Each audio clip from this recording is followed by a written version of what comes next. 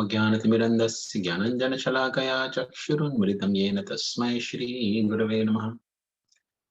Vanchakalpatarubhyascha Kripa Sindhubhya Cha Patitanam Pavanebhyo Vaishnavebhyo Namo Namaha. Shri Krishna Chaitanya Prabhu Nityananda Shri Advaita Gadadhar Shri Vasadi Gaura Bhakta Vrinda. Hare Krishna, Krishna Krishna, Hare Hare, Hare Rama, Rama Rama, Hare Hare. Hare Krishna. So we shall start, we shall continue actually reading from text 11 of the 8th chapter of Srimad Bhagavatam. Text 11 says, Sutta Uvacha Upadharya Vachastasya Bhagavan Bhaktavatsalah Apandavam Idam Kartum Draunir Astram Abhudyata. Sutta Goswami said, having patiently heard her words, Lord Sri Krishna, who is always very affectionate to his devotees, could at once understand that Ashwatthama, the son of Dronacharya, had thrown the Brahmastra to finish the last life in the Pandava family. So, here we are seeing when Uttara approached the Supreme Lord, asking for protection for the child within her womb, the Supreme Lord, he could understand that this was actually the deed of the son of Dronacharya, Ashwatthama, who had, in immense grudge, in immense hatred towards Pandavas, he had casted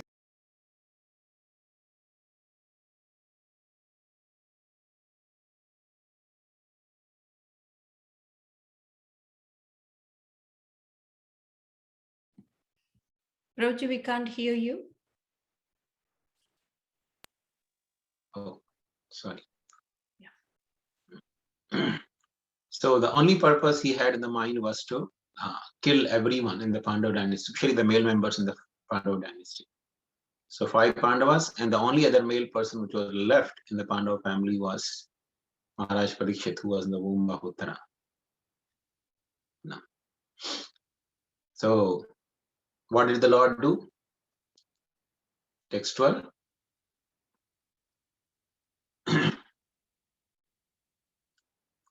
Tarhi evartamuni shrishta Pandava panchasayakan Atmano bhimukha deeptan alakshastrani upadhadu.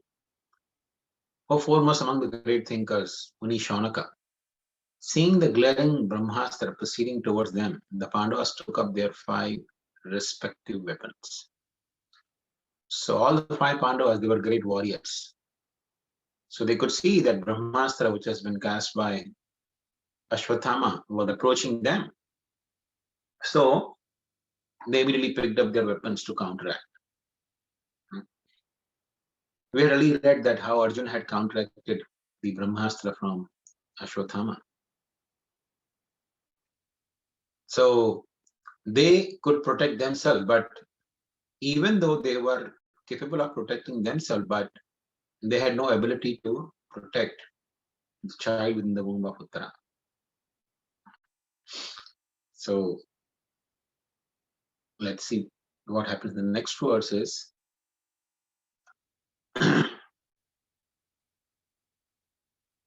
Vasanam vikshatat tesham ananya vishayatmanam sudarshanena swastrena swanam raksham vyadad vibhu.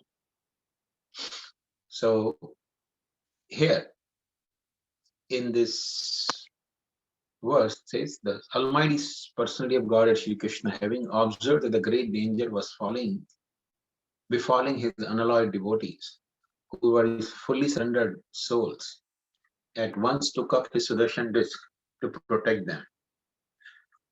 So although Pandavas picked up their weapon, but Krishna also picked up his weapon, the Sudarshan Chakra. Now, and in this verse, the word Swanam is actually very significant. Swa means one's own.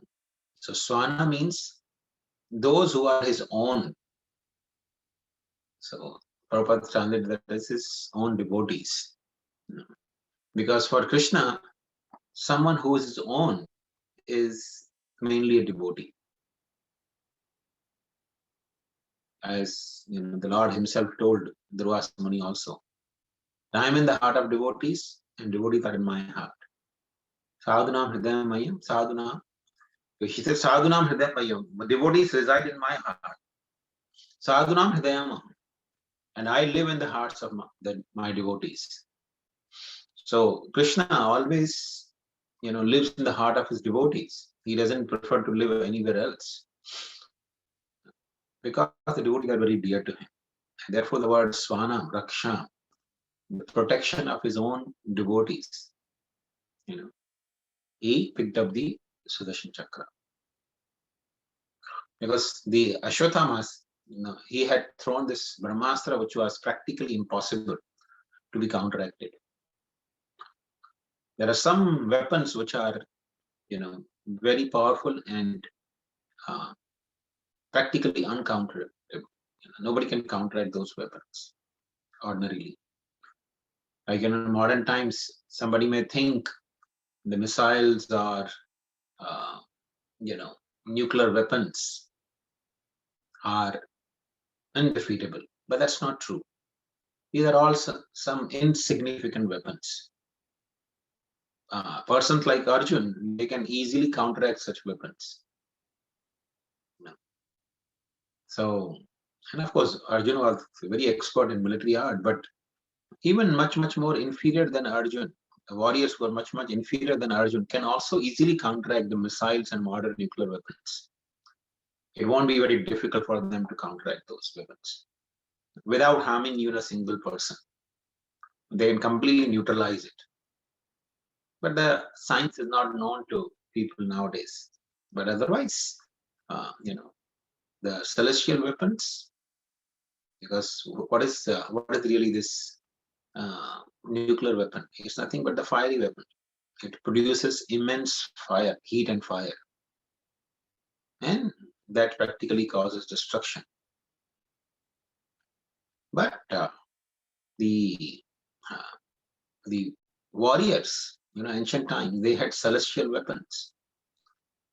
Agneya Astra could be easily counteracted with Varuniya Astra. So if he uses water, all the heat is completely neutralized. Not only neutralized, it suppresses and subdues the fiery weapon even from, exploding or doing any harm to anyone. It will completely neutralize it. People don't know nowadays how to neutralize even nuclear weapon. Once it is targeted and released, there's no way they can stop it. But the celestial weapons, they can easily neutralize it and make it, just a piece of dirt. That's all. So even the nuclear weapon can fall down, as a piece of earth or stone or some mud after being neutralized by the Varuniya Astra. And so the five Pandavas, they were actually expert in the military science. And Krishna picked up his Sudarshan Chakra to protect the child in the womb of Uttara. Go to text 14. Antastha sarva bhutana atma yogeshwaro hari swamayayad vrinod garbham vairatyad kurutantave. The Lord of Supreme Mysticism, Shri Krishna, resides within everyone's heart as Paramatma. As such, just to protect the progeny of Kuru dynasty, he covered the embryo of Uttara by his personal energy. Antastha sarva bhutana atma yogeshwaro hari. So this is a very interesting and significant, addressing for the Supreme Lord. Now the Lord is going to protect his devotee, especially, Parikshit Maharaj, who's in the womb of his mother. So protecting a child within the womb is not the ability of any ordinary person. Ordinary person cannot do it. Like, for example, in the Srimad Bhagavatam, there's a beautiful instance describing the birth of Marutas. So there also something like this transpires. So here we see the Supreme Lord entered into the womb of Uttara to protect the embryo. He covered the embryo of Uttara by his personal energy. So entering in the womb is not possible for any ordinary human being or any ordinary living entity. The person has to be a yogi, or he has to have, yogic siddhis. So Krishna is referred here as not just yogi, he's referred as Yogeshwara. Yogeshwaro Hari. Hari means Supreme Lord. So Supreme Lord, who is the Lord of all the mysticism, he entered into, he didn't have to actually enter into the womb of Uttara also. He's already Antastha Sarva Bhutanam. He's there in everyone, every living entity's heart. He's situated already. It's not that he had to enter from outside into the womb of Uttara. He's already there in every living entity's body, in the heart of every living entity, and in each and every item of this creation. He's already there.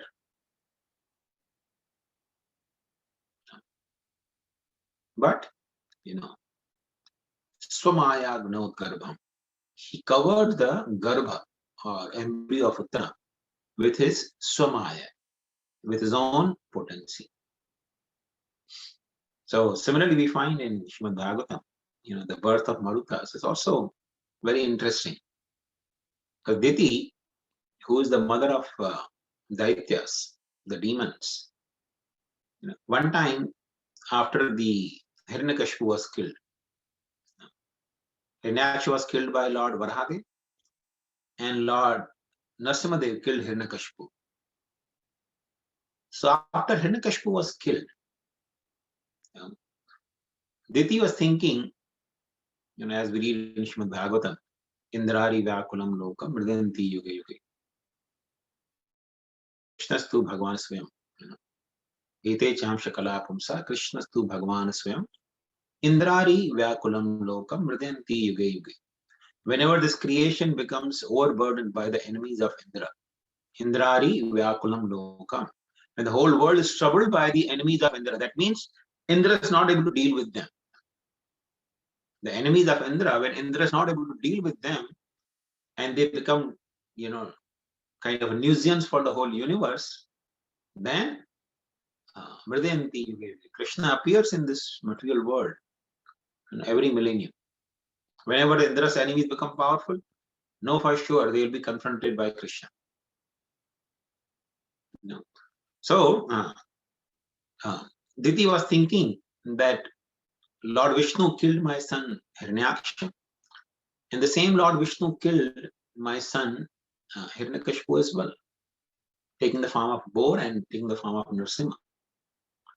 And he did this being inspired by Indra, because Indra is the one who takes shelter of Vishnu and pleads Vishnu, pleads Vishnu that please kill my enemies.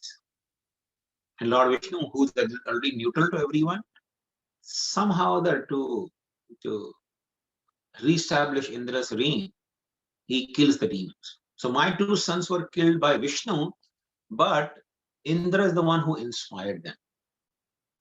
So Indra is very cruel and hard-hearted. And I should find it some way and means to teach him a lesson.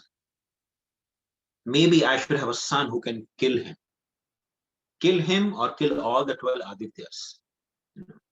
Because just to favor these 12 Adityas, Vishnu has killed my two sons. So she's thinking like this, that I want to kill Indra.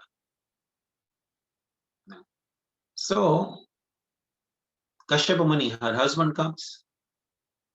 Kashyapa Muni is the father of Indra and the husband of Diti, and he's the husband of Aditi also, who's mother of Indra. And Diti and Aditi both are real sisters. They are both daughter of Maharaj Daksha. So she's aspiring to kill the son of her own sister and her own son as well, because he's her own stepson, though the real son of his sister, but her own son as well, because he's son of Kashyapa Muni, the same father. This is the way of material life, in this world, people, develop some misunderstanding and confusion, and they become enemies to each other. For no reason, you'll see sometimes people become inimical towards each other. The reason may be as insignificant as this. Vishnu killed the sons of Diti, and she's feeling angry at Indra. That Lord did it to please Indra. So therefore Indra should be killed. So when Kashyap Muni came home, Diti, she started serving him very nicely, without any reservations, without any, what do you call, different tactics. She just started serving wholeheartedly her husband Kashyap Muni. She wanted to please him because she knew Kashyap Muni is a very powerful person. So for a long time she served Kashyap Muni very well. So Kashyap Muni was very much attracted by the artificial behavior of Diti. Diti was just, that was her artificial behavior. She was not naturally inclined to do this, but she was just trying to do it to fulfill her purpose. So when Kashyap Muni was attracted by Diti's artificial behavior, he became pleased and he told, "My dear wife, you can ask me anything, I'll give you." Now, such kind of promises by the husband is not at all surprising, because men generally are, very much attracted to women, and mainly for two reasons. Men in this world, they're attracted to women only for two reasons. One is because the woman gives, prepares nice foodstuffs and satisfy the tongue of the man. And then she also gives satisfaction in, sexual relationship. So Kashyap Muni was also very much attracted to this artificial behavior. So he made this promise. In fact, Lord Brahma, in the beginning of creation, when he was trying to increase the population of the world, he was creating all the sages, Chatushkumaras and Marichi, and all the different sages he created. He created Narada Muni, but he saw that none of his children were interested in getting, to the process of creating progeny. Because in the beginning, Brahma created all the progeny by his, mantras. He did not have any union with any opposite sex. And he wanted his great son, the sages, also to do the same thing. But the sages were not interested in, creating children like that. So Brahma, understanding that it's going to be very difficult and strugglesome for him to increase the population of the universe, he separated the sages. A better half of the sage separated as women. And because it was the better half separated from the men were naturally very much attracted to women. And then the whole system of procreation set in. The men were interested in women and women were interested in men, and thus through sexual union they started procreating children. And because of the element of sex, which gives some pleasure to man and woman, they started procreating in abundance. So similarly, Kashyap Muni was also very much attracted to Diti's artificial behavior, and he made this promise. And when he made the promise, Diti said, "My dear husband, if you are really pleased with me, I want to have this. Give me a son who can kill Indra." And Kashyap Muni was shocked. He was thinking, what did I do? Why did I promise my wife like this? All condemnation upon me. I'm such a fool. This woman, she's, following her own nature. Because woman's nature is like sharp razor. She may speak something sweet words, but within her mind, something else is there. So it's very difficult for ordinary person to know the heart of the woman. And she's following her own nature. But I am a man. I shouldn't be so irresponsible.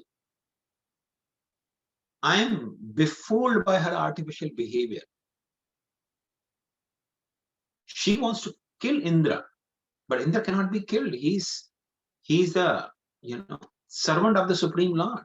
He does very important service of universal administration. So what should I do now? I have given her promise, and that promise cannot be nullified. But let me engage her in some ways and means by which she would be purified. I cannot negate my promise, but let me do something by which she'll be purified and my promise will also be intact. So he told her, "My dear wife, all right." Because Kashyap Muni was very angry at heart, but because he had promised himself, so he didn't express the anger, but he told his wife, "My dear wife, yes, I'll tell you some vrata. It's called Pumsavana vrata. So I will tell you this vrata, you follow this vrata, and if you do it successfully, without any mistakes, you will surely have a son who will be able to kill Indra. But let me give you one warning. If you do any mistakes in performance of this vrata, then the son that you will have will be friend of Indra instead of becoming his enemy." Okay. So Siddhi said, yes, my husband, please tell me, describe me the whole process. I will hear carefully and I'll try to follow it carefully. So Kashyap Muni explained her the entire process of Pumsavana vrata. He delineated all the strict rules and regulations to be followed during this vrata. And this Pumsavana vrata is actually more or less kind of a Vaishnava vrata. Devotees generally follow this. So he engaged her in the service of Lord Vishnu and Mata Lakshmi. So Diti started worshipping Lakshmi and Narayan with a very, very sincere effort, following all the rules and regulations nicely. In the meantime, Indra got to know. Somehow the news reached to Indra that my mother, stepmother, Diti, is following some vrata to get a son who can kill me. Now, of course, Diti has kept this confidential, but somehow that still reached to the ears of Indra. And Indra to the ashram of his mother, Diti. And he told her, "My mother, I want to serve you." He became a menial servant in the ashram of Diti. Indra came with the intention that I will be very close to Diti and I'll observe her. As soon as she does some mistake, then I will enter in her womb and destroy her embryo. So, especially when the women are pregnant, they should be following rules and regulations very strictly. Because not only Indra, but even the demons, the Pishachas, ghosts and hobgoblins, they can enter into her womb and destroy the child as well. So therefore Kashyap Muni had told her that especially evening time, don't go out, always wash your hands, feet and mouth after eating. After eating, people nowadays don't even rinse their mouth. But Kashyap Muni told her, every time you eat, food, your meal, then you have to wash your mouth, rinse your mouth nicely, you wash your hands and feet as well. This is compulsory. After every meal, we are supposed to rinse mouth and wash our hands and feet as well. If we don't do, then what happens? Then our body becomes impure. An impure body is open for haunting. The ghostly beings can haunt the impure body. No?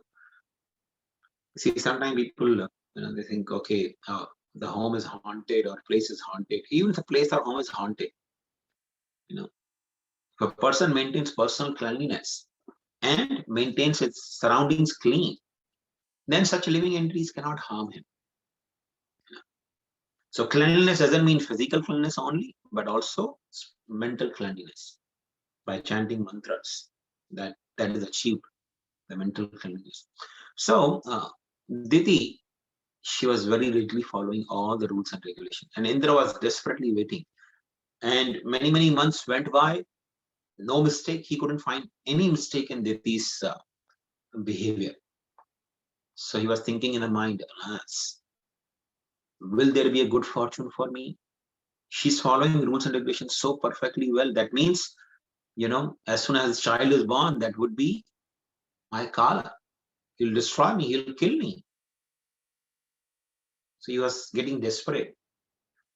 But one evening it so happened that Diti, after having her dinner, she did not wash her hands and feet. She was too tired by the whole day's, worship ceremonies, that she was too tired. She forgot to wash her hands and feet, and she went to sleep in the evening time. That is also forbidden. One should not sleep, especially when the sun is setting. 3 junctions of the day: sunrise, sunset, and mid of the day. These are 3 sandhyas. One should never sleep during these sandhyas. Sandhya means 48 hours, 48 minutes window. So 24 minutes before sunrise and 24 minutes after sunrise. That 48 minutes one should not be sleeping. One should be awake. It's considered, synchronizing oneself to the mode of ignorance if one is sleeping during that time. And one becomes actually very weak and easy to be haunted by ghosts and hobgoblins if he sleeps any of these 3 sandhyas. Similarly, 24 minutes before the midday and 24 minutes after the midday. Midday means not the noon, 12 o'clock, but midday means exactly from sunrise to sunset, when the day falls at mid. That is called really noon or midday time. Suppose, sun is rising in the 6 in the morning and setting 7 in the evening. That 13 hours of day. So the noon time would be 12:30, not 12 o'clock, but it'll be 12:30. So 24 minutes before that and 24 minutes after that. One should not be sleeping. That changes every day, of course, because sunrise and sunset changes every day. So that changes every day. 1 or 2 minutes here and there, it keeps changing. And similarly, Sandhya, evening Sandhya means when the sun is setting. So 24 minutes before sunset and 24 minutes after sunset. One should not be sleeping. But Diti went to sleep during the evening twilight. When the sun was setting, she went to sleep. And Indra got the chance. So he entered into the womb of Diti. And he saw the child in the womb. So he took his thunderbolt and he cut the child into 7 pieces. But to his great amazement, all the 7 pieces became 7 children. And they started crying. And they were crying. He told them, stop, don't cry. And again, he cut each and every child into 7 pieces. So there were 49 pieces. And to great amazement of Indra, those 49 pieces of flesh turned into full-fledged children. So there were 49 children. And Indra was getting worried. What is happening? I was thinking this one child, I'll kill him, then became 7 and now became 49. And the children, 49 children, started crying and told Indra, my dear Indra, why you're killing us? We are your brothers. We are your brothers and followers, Maruthas. So why you're killing us? So Indra, when he saw that, oh, they are actually very affectionate to me, he told them, oh, if you are my brothers and if you follow my order, then you have nothing to fear from me. And saying this, Indra again came out from the womb of Diti. And soon Diti had prasav, she had delivery, and she saw the 49 children, not one, but 49 children were born. So she told Indra, my dear Indra, I think you know the reason behind my 49 children. I wanted to have only one child, and the purpose was to have a child who can kill you. But now I see these 49 children. So I think there is something that you might be knowing. And if you know that, please don't hide from me. Tell me honestly. And Indra was very much ashamed, for his deed, but he told everything to Diti. So the yogis, they can actually enter into the womb. But Lord Krishna is referred here as Yogeshwara Hari. And he covered the embryo, Maya Runot Garbham. Samaya Runot Garbham. He covered the embryo of Uttara with his Maya Shakti. We go to the text 15. Yadyapi astram brahmashiras tvamogham chapati kriyam vaishtamam teja asadya samshamyad bhrigudvaham. O Shaunaka, glory of Bhrigu family, although the supreme Brahmastra weapon released by Ashwatthama was irresistible and without check or counteraction, it was neutralized and foiled when confronted by the strength of Vishnu, Lord.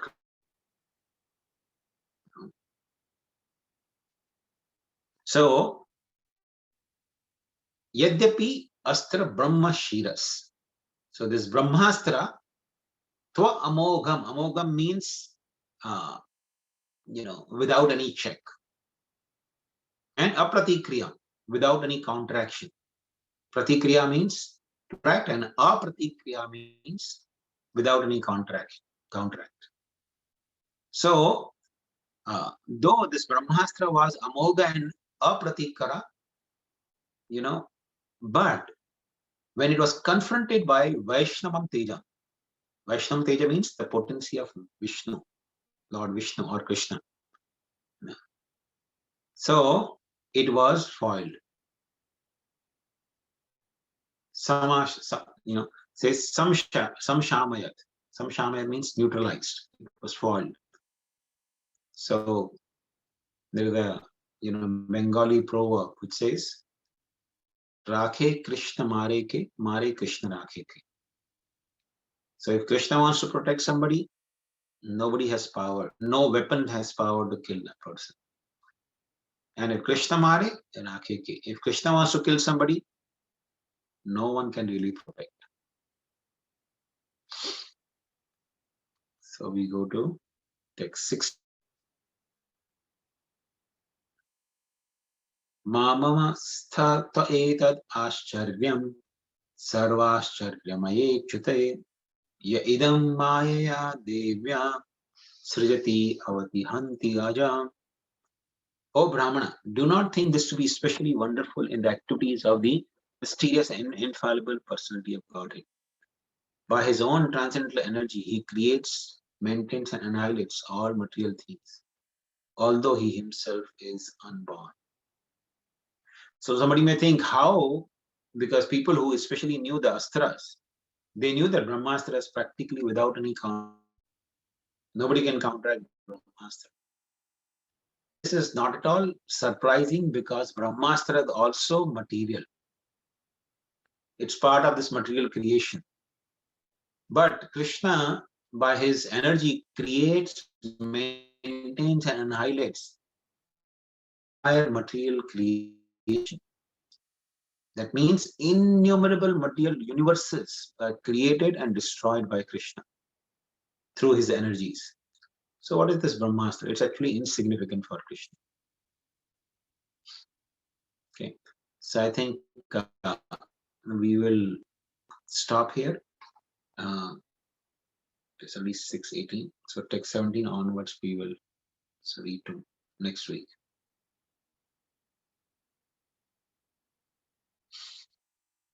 Thank you very much. Hare Krishna. Anyone has any questions, please feel free to ask. Hare Krishna, Prabhuji. Dhanavad Pranam, Jai Shri Prabhupada.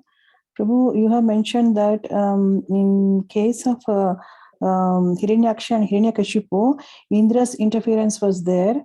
That's why, Aditya wanted to kill Indra, right? But in case of Hiranyakashipu, where is the interference of Indra, Prabhu? Because it's Hiranyakashipu is, father of Prahlad Maharaj, and Lord Narasimhadev appeared to kill him because he's torturing his devotee. So how do we understand that, Prabhu?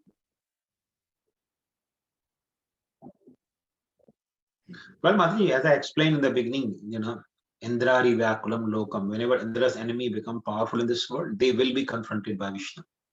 That is Krishna's promise to Indra, that whenever you are in trouble, your enemies become powerful, I will come and destroy them. Okay. And as far as, Hiranyakashipu is concerned, there may or may not be direct interference from Indra, but this how Aditi was thinking. Aditi was thinking that it is Indra who is responsible for killing myself. So, she had this mindset that she was holding Indra as responsible. So Indra was responsible or not, that's a secondary thing. This was perception of Aditi, that Indra is responsible for killing my sons. Okay, Prabhu. So, Prabhu, what did Maruts do, Prabhu, after, what happened actually? I mean, they became friends of Indra? Yeah, they became friends of Indra and they went to heavenly planets. They started living as the followers of Indra. So they live in the heavenly planets. And 49 Marutas. Maruta is nothing but, Vayu. So there are 49 Vayu gods, the wind gods. So they control the 49 kinds of winds. The demigods? Yeah, they are demigods. So they are accepted as demigods, though they are sons of Diti. So Diti didn't get worried about that. She took it positively, that Indra was not killed. And she was very happy that Indra accepted them as demigods, and her sons are also living in heavenly planets. So she was very happy. And she was purified because of this Humsavana Vrata. By worshipping Lord Vishnu, she was purified at the heart. Very nice, Prabhu. Thank you so much for narrating that story. Thank you so much. Hare Krishna. Prabhuji, I have a question. Yes. I'll try. It's still not very clear in my own mind, but I'll try to express. So yesterday, the Gita Jayanti recitation of Bhagavad Gita verses, somehow my mind, rolled into this. Here, in Bhagavad Gita, Krishna is explaining everything, right? The real knowledge to Arjuna, and the mood of Arjuna here, the relationship between Krishna and Arjuna is friendship. Throughout, Krishna is guiding Arjuna in the battlefield, and guiding the Pandavas throughout, and ultimately they win the battle, and they go on with their lives, and ending Krishna leaves this planet Earth, and then Pandavas also leave.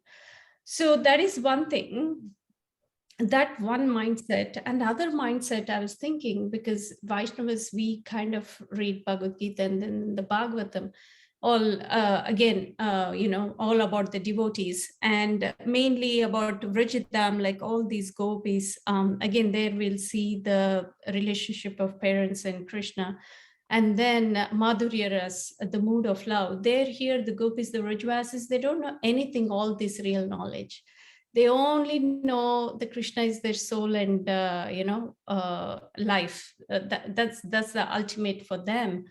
There are two moods. In one mood, like Krishna is with his devotee throughout and took care of the devotee, giving them the knowledge. In other, like who are completely dependent on him, who don't really understand all these technicalities of the knowledge, everything. But Krishna was not there with them. I mean, he's there for them, but again, like, as far as we understand, like he's not there for them. They are so much of distress in separation mood, crying and waiting for Krishna. How should we understand this, Prabhuji, the relationship of a devotee in a different ways, as a friend and as a lover, Madhurya Ras? So kind of, I was thinking last night, I don't know, how acharyas, kind of perceive this. Now, should we understand from acharyas' teachings? Well, that's a very good question, Madhuri. So now take a simple example. Say when person goes to watch movie. Okay. So in the movie, say it's 3 hour, 4 hours movie, long movie. And in the movie, sometimes you see there's a comedy. So people who are watching the movie, they're laughing. And sometimes there is some thrills, action is happening and they're really enjoying, wow, action, thrilling. And sometimes some tragedy happens and everybody's crying. So when people are laughing or when people are crying during watching a movie, is there any difference? Is it that they are distressed when they are crying and watching the movie?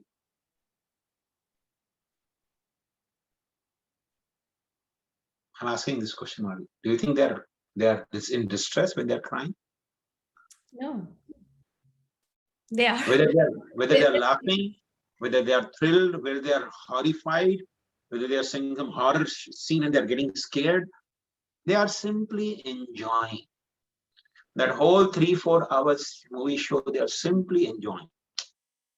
Whether the tears are coming from their eyes or whether they're laughing with holding their stomach, they're simply enjoying that 4 hours. There is no other than enjoyment. It's a pure enjoyment there. Whether they laugh, they cry, they feel scared or whatever, it's nothing but enjoyment. Some horror show comes, a horror scene comes, they get scared. Some comedy show comes, they are laughing.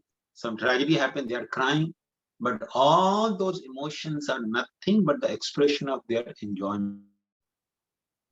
Similarly, in the spiritual world, or in Krishna's pastimes, even in the material world, devotees, they simply have joy. It's pure bliss. There's no question of any distress. It may appear to us to be distress. Like, if a person is watching a movie and you see someone is crying, you may think, oh, why is crying? What is wrong with him? Try to console him. Oh, no, please don't cry. Tell me, what is your distress? I say, what distress? Just get lost. I'm watching a movie. Let me enjoy the movie. Right? So similarly, for devotees, there is no distress. When Krishna is leaving Vrindavan, then they are feeling the ecstasy of pralamba, the ecstasy of separation from Krishna. But whether they are feeling separation from Krishna or they're feeling union with Krishna, it is pure bliss. There is distress there. I hope that example helps to understand. So in the spiritual realm, in Krishna's realm, and in the lives of devotees of Krishna, there is no distress. There's pure joy. There's pure happiness only. So should we also understand that, the friendship relationship, I know is Madhurya, the pure love is the highest form of devotion. But also in friendship relationship, even if you see Sudama Krishna relationship, where Krishna was so personal there, here to Arjuna, he's so personal to Pandavas. Is it something, I'm trying to find Prabhuji to express this. So is it like something we should understand that Krishna is a great friend? Not much distress you see, because you see Arjuna like enjoying, like, Sudama all in the bliss, in that association of Krishna in Dwarka. So I feel like, I don't know, yesterday I felt this, like they are in the friendship relationship, they're so happy, and in Madhuri Ras, I know they're enjoying what you explained, like, yeah, but somehow I was thinking it's not fair, Krishna is not doing good justice to the... Well, therefore I said, with our material vision, we should not simply seeing. Unfortunately, we think in this world crying is distress, but that's not true. Crying is also could be the greatest joy or greatest happiness. In fact, the crying of the devotees feeling separation from Krishna or feeling separation from Krishna's devotees is the greatest bliss or joy. I mean, there is one particular offering by Shivram Swami. Now, this is many years ago, he had offered this offering to Srila Prabhupada. Offering in the form of, beautiful words he has done, Whenever I read that offering, it brings tears to my eyes, without fail. Whenever I have read that offering, it brings tears to my eyes. And I love to read that again and again and again. Especially every appearance and disappearance of Srila Prabhupada, I try to read that. And without fail, till this day, whenever I have read it, it brings tears to my eyes. So, if I know that this is bringing tears to my eyes, and bringing tears to eyes and crying, if it is considered distress, then why I would like to do that? So crying is not always distress. The crying is also expression of joy. I remember, sometimes I've seen, when the child is born in the family, parents are crying out of joy. I've seen that also, So, especially when the woman has the first child, in motherly love, she starts crying. Oh, my baby, she starts crying. So, crying is not always a symptom of distress.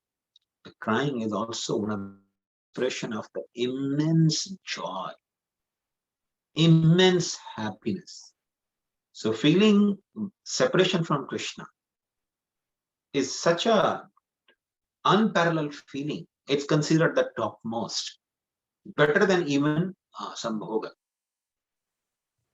The joy of Vipralamba is considered the topmost. Yeah, Prabhuji. I was like thinking last night, how Gopis Krishna, Akrura takes Krishna and goes, and that chapter is so heavier than anything, when I first time read, I was in tears. Recently, I was reading again, it was like, very emotional, trying to understand the state of the mind of Gopis. And, Krishna left promising he'll come back, but they don't have a chance of going and meeting Krishna. Whereas here, Arjuna, like Krishna comes for this Indraprastha for that yajna, and then he goes back. But again, Pandavas, Arjuna starts missing Krishna again, he goes back. So here they have the chance of getting darshan of Krishna, whereas here Gopis poor thing, they're so helplessly waiting for Krishna, and they don't have the chance of, going freely and meeting Krishna. So yesterday, the two mindsets, it was going on in the mind. So I thought I'll just share it with you. But still, I'm not clear with a lot of things. But thanks for that answer, Prabhuji. Definitely it helped me. Yeah, well, just wait for, few more classes. I think we'll be coming to a chapter where Arjuna is also feeling separation from Krishna after Krishna departed from this world. So that chapter is coming soon in the Bhagavatam. So Pandavas are timely. That chapter you'll see Arjuna is also lamenting tremendously. Like the gopis, he's also lamenting. And that lamentation is also nothing but pure joy. The 10th canto, that chapter, Akrura coming and taking, it's very, very painful Prabhuji description. I agree. Okay, thank you. Hare Krishna. Okay, so I think it's 6:30. We will stop here.